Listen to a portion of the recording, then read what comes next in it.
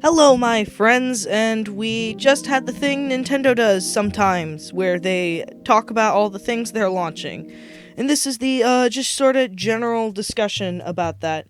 Just finished watching the Direct, came in here, and we're getting started. I'm not talking about Zelda or Pikmin, those will be their own videos, which I'll work on a little later. But let's get started with some stuff they announced on the Direct. So, beginning with Advance Wars, I really thought they were going to cancel Advance Wars. Like, I thought, it feels like the thing that they would just silently cancel, but nope, they're still doing it, and it looks great. I'm really excited to check it out. Never played Advance Wars on the GBA, so that'll be interesting. Then we had our Nintendo Switch Online stuff. This was something I thought of, but I really didn't think was going to happen. And they were scaring me for a minute with, because they showed the Game Boy announcement, and that was really cool. And then they didn't show us the Game Boy Advance till last minute. I do think it's cool how regular Switch Online people get Game Boy still. That's pretty cool. And then how you can play it with all the different screens based off the consoles. And Game Boy's got a pretty solid lineup. They got Tetris, Mario Land 2, Link's Awakening DX, Gargoyle's Quest, Game & Watch Gallery 3, which is weird, but cool, Alone in the Dark, Metroid 2, Wario Land 3, and Kirby's Dream Land. I'm not sure why they don't have the first Mario Land, as tons of people like that one too. But then in the future they got Oracle Ages, Oracle of Seasons, Tumble Trading, and Tilt and Tumble. It's just interesting to see them do this now, because I really thought if they were going to do something like this, they'd do it in September, because that's when they've always announced their next consoles. Then GBA, we had Mario Advance 4, WarioWare, Kurin, Mario Kart Super Circuit, Mario & Luigi Superstar Saga, and the Minish Cap. Don't know why such a small lineup. And also why Mario Advance 4, except for the e-reader thing. That's really cool, how they're just letting it like they did with the Wii U. Superstar Saga is what piques my interest the most, as Nintendo has not acknowledged Mario and Luigi's existence since Alpha Dream died. So just to have some sort of Mario and Luigi representation feels amazing, as it's like, oh, they haven't forgotten about this. Especially because we're now at the point where it feels like we're never getting a game. In the future, they're going to add Metroid Fusion, Kirby and the Amazing Mirror, Fire Emblem, F-Zero Maximum Velocity, and Golden Sun.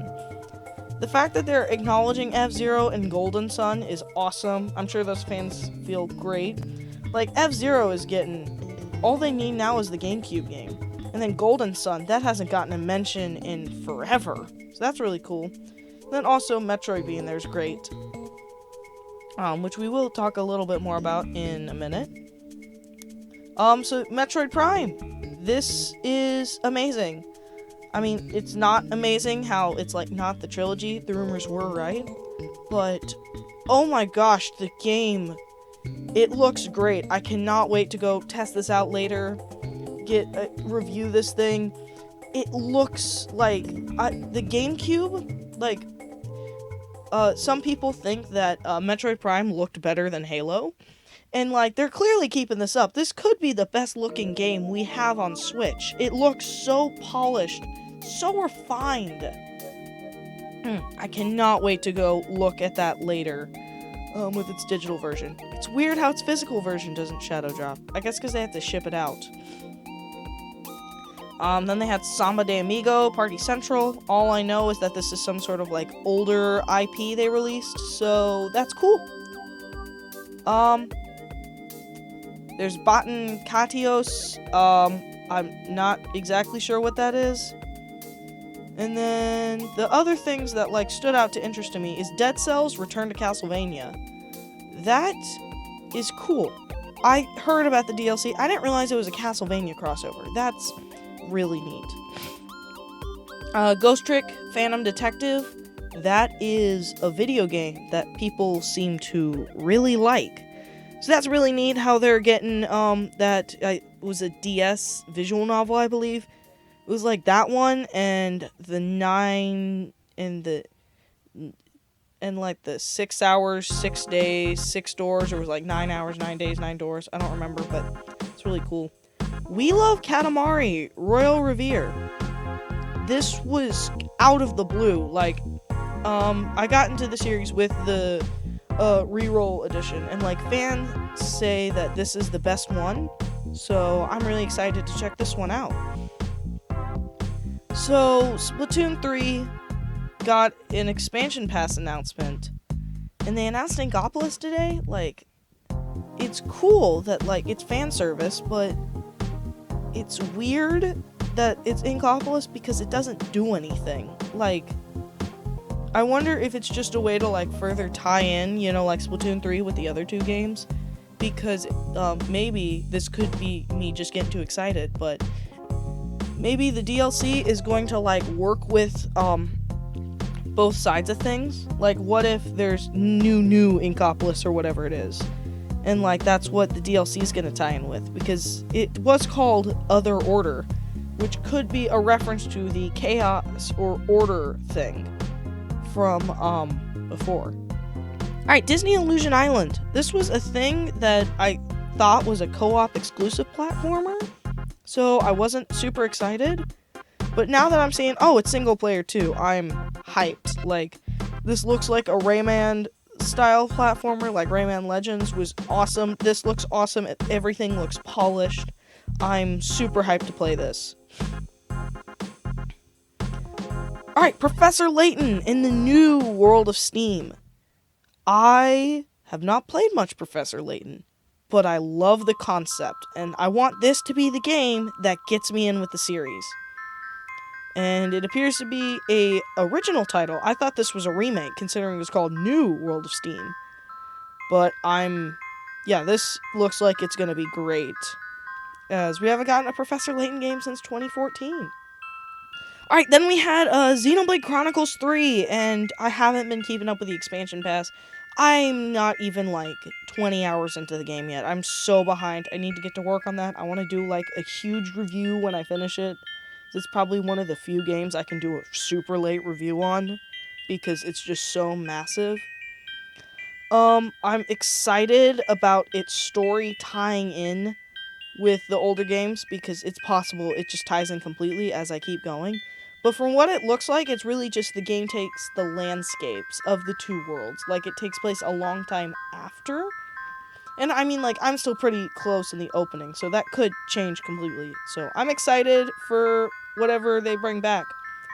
Now, I'm not playing Fire Emblem Engage. I'm not, like, I liked Three Houses, but I didn't like it enough to, like, continue playing the series, especially now that it's gone full fantasy instead of grounded realism. It's just not for me. Octopath Traveler 2, I'm pretty, I'm not excited per se. Like, the demo is gonna be cool, which just launched today, so that's always nice.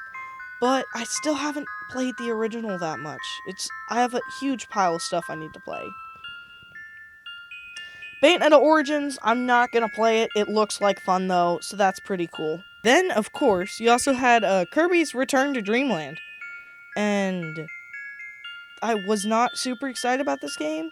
Then they showed the Magolor thing, and I was already gonna play it. Like, people say this is one of the good Kirby games, so I'm excited to check it out.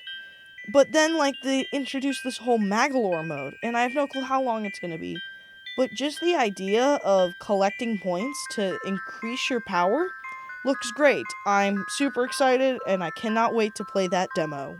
So, this wasn't like the greatest direct in the world, it's still beginning of the year, but it also wasn't the worst. There is one thing though, as like discussions have sort of become rampant about like this year, and yeah, it really looks like they don't have much. It seems like it's gonna be Pikmin, and it's gonna be Zelda. It could be Metroid, but I also have a feeling Metroid could end up launching with like the next console, if like the Prime remake does well. So yeah, we'll see where we go. I guess we'll find out maybe in June. We'll see with pretty much with it being all but confirmed that the major companies aren't attending E3 this year. It's gonna be interesting to sort of see where it's all going. But tell me down below, what did you think of the Direct? Cause I want to know. Tell me what your favorite announcement was, what your least favorite one was, and it's time to go think about Zelda. So have a great day. Goodbye.